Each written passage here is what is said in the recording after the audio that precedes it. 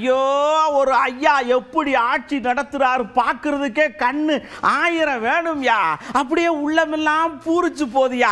ஆனா அவர் வேற கெடுக்கிற மாதிரி கிறிஸ்துமஸ் விழால யார் யாரா உள்ள புகுந்து நாங்கெல்லாம் அப்படி இல்ல, அவர் பேரை தப்பா யூஸ் பண்ணியிருக்கிறாங்கன்னு மகிழ்ச்சி பொங்க பொறுமவும் செய்யறாரு நம்ம அர்ஜுன் சம்பத் ஐயா. வடகிழக்கு மாகாணத்தில் முழுக்க நேரடியாக பிஜேபி ஆட்சி அல்லது கூட்டணி ஆட்சி.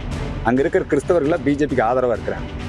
அதனால வேண்டுமென்றே உள்நோக்கத்தோடு இந்த கம்யூனிஸ்ட்காரனுங்க அங்கே வந்து சீனாலிருந்து பர்மாலிருந்து ஊடுருவி நக்சல் குழுக்களை உருவாக்கி வடகிழக்கு மாகாணங்களிலே அவங்க தான் அப்பாவி கிறிஸ்தவர்களை தாக்குகிறாங்க. அதை வந்து இவங்க என்னன்றாங்க, மோடி அப்படின்னு சொல்லி ஒரு பொய்யான தகவலை பரப்புகிறார்கள். கிறிஸ்தவர்கள்லாம் இன்னைக்கு மோடிக்கு ஆதரவு. கேரளாவில் ஏன் பிஜேபி ஜெயிச்சது? கிறிஸ்தவர்கள் ஓட்டு போட்டாங்க.